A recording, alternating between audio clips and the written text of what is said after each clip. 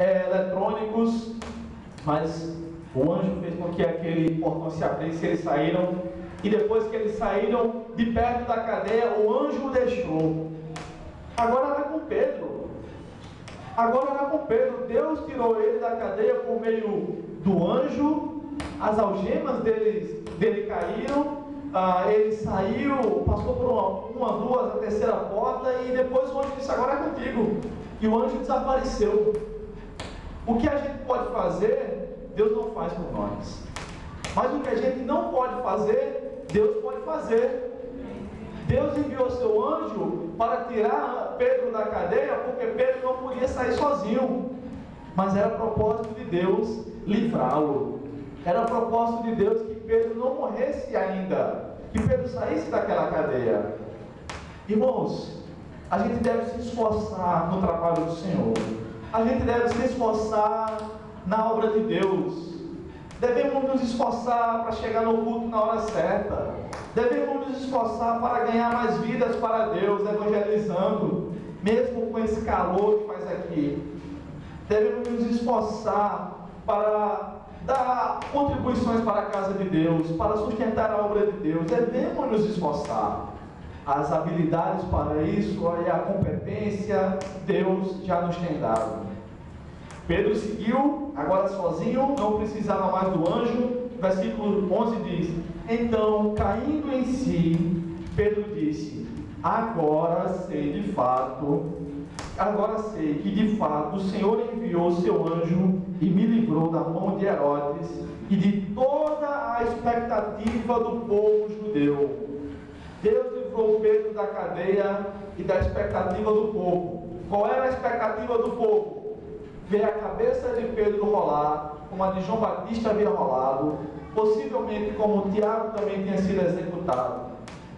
E aí Pedro vai para a casa de João Marcos, que naquela época ainda não havia templos, os irmãos não tinham igrejas como essa, se reuniam em casas, e alguns irmãos que tinham um pouco mais de condições financeiras abria uma sala maior na sua casa e fazia de sua casa um culto, aliás, uma igreja. Versículo 12: depois de refletir nessas coisas, dirigiu-se à casa de Maria, mãe de João, também chamado Marcos, onde muitas pessoas estavam reunidas e oravam. Esse João chamado Marcos, muito provavelmente, foi o Marcos que escreveu o Evangelho de Marcos, tá? Versículo 13: quando ele bateu no portão do pátio, uma criada chamada Rode saiu para atender. Reconhecendo a voz de Pedro, não abriu o portão por causa da alegria, mas correndo para dentro, anunciou que Pedro estava do lado de fora do portão. Essa historinha aqui, sem dúvida alguma, é uma das histórias mais engraçadas de toda a Bíblia. Já imaginou? A igreja está lá, provavelmente alguns dias seguidos, orando intensamente, orando fervorosamente, para que Deus livrasse Pedro da cadeia. De madrugada, Pedro chega lá na casa que era a igreja, bate na porta, e quando Rode, que era uma empregada lá naquela casa, chega no portão e diz: quem é? Aí: sou eu, Pedro. Ela, ao invés de abrir a porta para ele entrar, diz: ai, irmão Pedro, glória a Deus, o senhor está aqui, senhor, Deus te livrou. Não, ela deixa Pedro do lado de fora, corre para dentro e diz a todo mundo: Pedro está lá fora, Pedro está lá fora. Toda animada, toda entusiasmada. Ela ficou tão feliz, a Bíblia diz, por causa da alegria, ela corre para dentro, em vez de abrir a porta e deixar Pedro entrar. Que coisa, bro. Às vezes a gente está tão alegre, né, que faz coisa que nem se lembra depois. Foi assim com Rode, essa irmã. Ela entrou e quando ela chegou lá dentro, o versículo 15 diz que o pessoal disse: você está louca? Que Pedro que nada, você está ficando louca. Pedro se confundiu, Rode também se confundiu, porque ao invés de abrir o portão para Pedro entrar, ela foi anunciar que ele tinha chegado, e a igreja também se confundiu. A igreja, os irmãos que estavam lá dentro, ao invés de dizer: Pedro foi liberto da cadeia, ele está lá fora, por que você não abriu o portão para ele, Rode? Cadê ele que não entra? Não, os irmãos não fizeram isso. Os irmãos se confundiram, porque eles estavam orando pedindo uma bênção a Deus, e quando Deus deu a bênção, eles não reconhecem? Misericórdia. Irmão, se você está orando, pedindo uma bênção a Deus, e já faz algum tempo, não se assuste quando Deus lhe der essa bênção. Não se confunda, como os irmãos se confundiram aqui. Eles disseram, não, vai ver, é o anjo dele que está lá fora. Como assim o anjo dele? Versículo 15. Os irmãos no primeiro século, por conta da crença dos judeus, e muitos dos crentes do primeiro século eram de origem judaica, haviam sido bons judeus. Os judeus diziam que cada pessoa na terra tem um anjo da guarda no céu, e que o anjo dessa pessoa se assemelha-se o seu rosto, o seu corpo, com a pessoa que é guardada por aquele anjo. Então eles acreditavam nisso. Lucas não está dizendo aqui que é assim que acontece, a Bíblia não está dizendo que cada pessoa tem um anjo da guarda, ele apenas está relatando o que aqueles irmãos acreditavam naquela época. Ele não está dizendo que as pessoas têm anjo da guarda, muito pelo contrário, a Bíblia diz que o anjo do Senhor acampa-se ao redor dos que o temem e os livra. A ideia de acampamento é temporária. O anjo do Senhor vem e se acampa ao redor dos seus filhos, quando em alguns momentos de perigo, livra e volta. Acampamento é morada temporária. Não significa dizer que nós temos um anjo ou que precisamos trocar um anjo. Aquilo ali não passa de pura heresia, tá? Então, os irmãos se confundiram, disseram que Rode estava enganada, eles também se confundiram, eles também se enganaram e disseram que era o anjo dele. Versículo 16, Pedro, porém, que não estava mais confuso, sabia bem que era ele que estava ali dentro daquela porta, que queria entrar, continuava a bater, e quando abriram, eles o viram e ficaram espantados. Eles se assustaram, irmãos, com a bênção de ver o apóstolo Pedro libertos. Mas aí quando eles abriram a porta, a alegria foi muito grande. E eles devem ter feito aquela barulheira, aquela algazarra. Pedro, que maravilha, você aqui de novo, conosco, que alegria. Quando a gente encontra um amigo que não vê há muito tempo, deve ter sido mais ou menos assim. Tanto é que no versículo 17, o texto diz, acenando-lhes com a mão para que fizessem silêncio, ele lhes contou como o Senhor o havia tirado da prisão e disse, anunciar isto a Tiago e aos irmãos. E saindo partiu para outro lugar. Como é? Pedro mandou dizer aquilo a Tiago, mas Tiago não havia morrido? Versículo 1, para o irmão, versículo 2, aliás, versículo 2 fala de um Tiago, irmãos. O versículo 17 fala de outro Tiago. O texto começa falando de Tiago, um dos 12. No versículo 17, Tiago, aquele um dos 12 apóstolos, já não estava mais vivo. Ele havia sido morto, sido assassinado. O Tiago aqui que Pedro manda aí dizer, os irmãos dizerem a ele que Pedro agora estava livre, é o Tiago, irmão do Senhor Jesus, que a gente não sabe como necessariamente, mas ele se tornou um dos grandes líderes da igreja no primeiro século. Esse Tiago aqui, irmão do Senhor Jesus, é o mesmo Tiago que escreveu a carta de Tiago, a carta do Novo Testamento lá de Tiago. É o Tiago, irmão do Senhor Jesus. Esse Tiago, que possivelmente era o segundo líder da igreja. E por isso, para fortalecer a fé dele, Pedro manda que os irmãos vão lá e digam para ele, que ele não estava aqui reunido com os irmãos, que Pedro estava livre, que Deus havia ouvido as orações da igreja, e assim a igreja continuou. Então, irmãos, em primeiro lugar, Herodes tentou confundir a fé cristã de uma forma geral.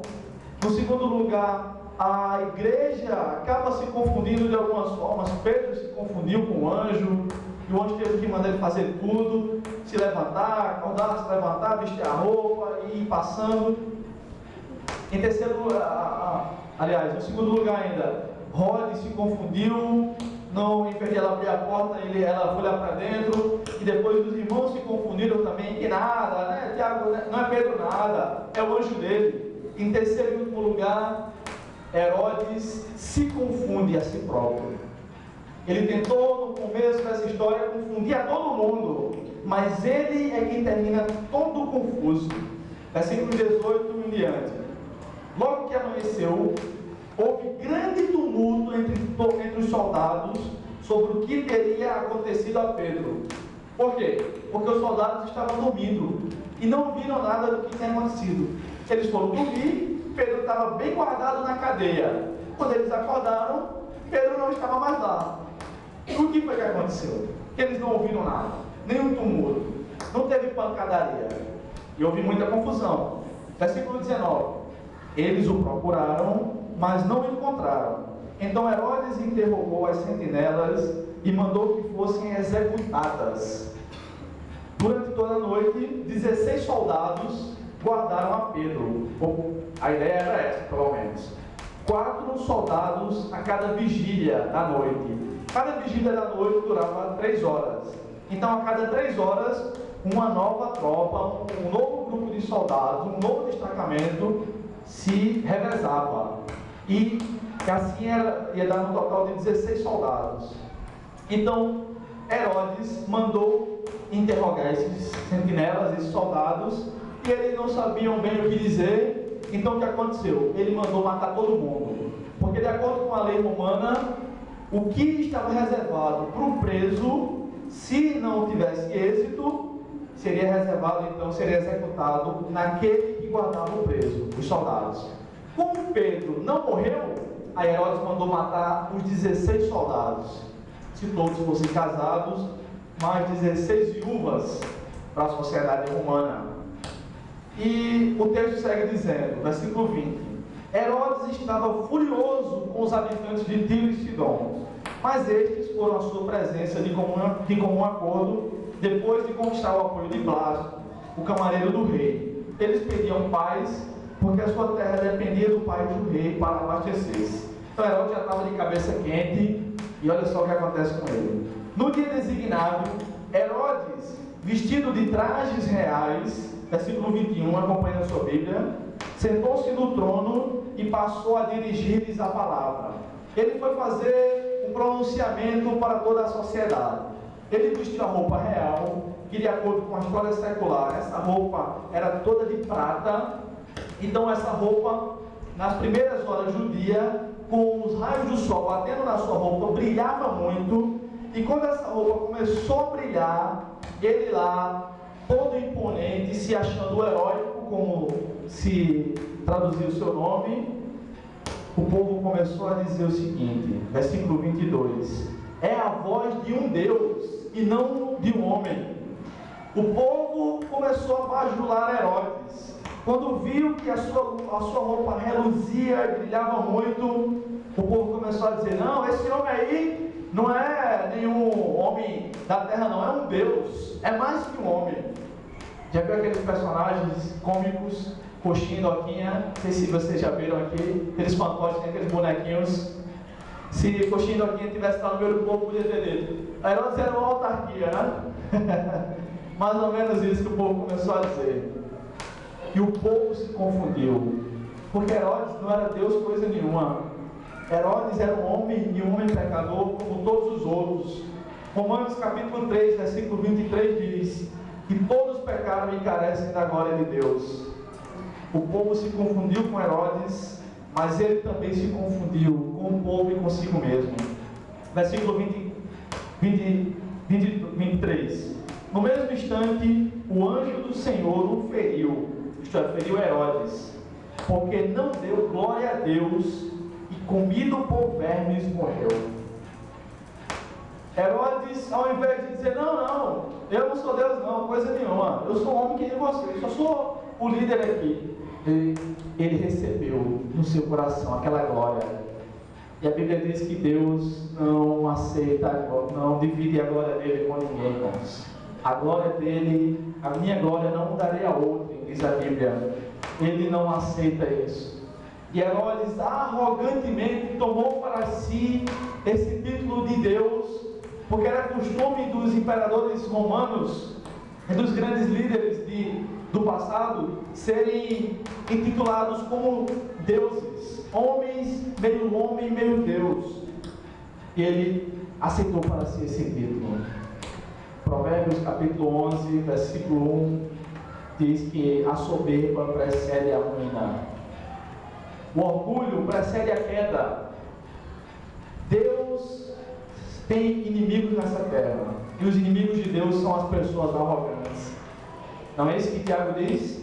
Deus se opõe, se coloca contra o soberbo, o orgulhoso, mas dá graça ao humilde. E Herodes ficou muito soberbo, e no mesmo instante o anjo do Senhor o feriu. A história secular conta que nesse mesmo dia um historiador chamado Flávio Josefo, que não era crente, ele era judeu, ele conta no seu livro História dos Hebreus que nesse mesmo dia Herodes sentiu uma dor muito forte na barriga e nem terminou seu discurso, foi para dentro de casa e ficou sentindo dores no estômago e na barriga por 5 dias seguidos e morreu. Casa com esse relato aqui que Lucas menciona para nós. Versículo 24: Herodes e toda a sua família e todos aqueles que o seguiam se confundem mais ainda, porque quando eles tentaram destruir a fé cristã, quando eles tentaram divinizar Herodes, eles só viram confusão, porque a fé cristã não diminuiu, pelo contrário, floresceu cada vez mais. O versículo 24 diz: contudo, a palavra de Deus crescia e se multiplicava. Esta é uma das metáforas, esta é uma das figuras de linguagem que Lucas usa para se referir à igreja do Senhor. A palavra de Deus crescia e se multiplicava, isto é, a igreja do Senhor crescia cada vez mais. E isso gera muita confusão na cabeça de todo mundo. Porque como é que um bando de pessoas liderado por pescadores começa a pregar uma nova fé, e aqueles que aceitam aquela nova fé correm o risco de serem executados, e aquele grupo só aumenta?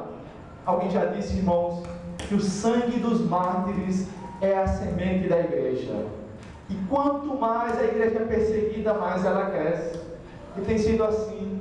O século XX, o século passado, é o século em que houve mais perseguição aos crentes. A missão Portas Abertas diz que cerca de 200 milhões de cristãos são perseguidos ao redor de todo o mundo atualmente. E o cristianismo só cresce, só cresce. Isso é para confundir a cabeça de qualquer um, irmãos. Para concluir, eu quero dizer que Deus tem seus propósitos e os seus caminhos são misteriosos. Embora a vontade de Deus seja boa, perfeita e agradável, nem sempre é fácil. Nos primeiros versículos da carta aos Hebreus, no capítulo 11 da carta aos Hebreus, nós vemos sobre Abel, Enoque e Noé. E Deus teve um caminho diferente para cada um deles. O primeiro deles, Abel, creu no Senhor e morreu por causa disso. O segundo deles, Enoque, creu no Senhor e não morreu. O terceiro deles, Noé, creu no Senhor e viu o mundo inteiro morrer. Mas ambos creram no Senhor e perseveraram. Tiago creu no Senhor e morreu. Pedro creu no Senhor e foi liberto. Outro Tiago, irmão do Senhor Jesus, creu no Senhor e se tornou um dos líderes da igreja. E o que será de nós, irmãos? Seja o que Deus tenha reservado para nós, seja o que for, seja fácil, seja difícil, creiamos no Senhor. Estejamos perseverantes em oração como esses irmãos tiveram, e que o Senhor tenha misericórdia de nós. Vamos orar mais uma vez. Pai, te louvamos pela Tua Palavra, Senhor. Que a Tua Palavra sirva de ânimo para a nossa vida e para a nossa fé. Abençoe estes irmãos e os que vão ver pela internet, Senhor. No nome de Jesus. Amém. Deus abençoe, irmãos. Com prazer estar com os irmãos.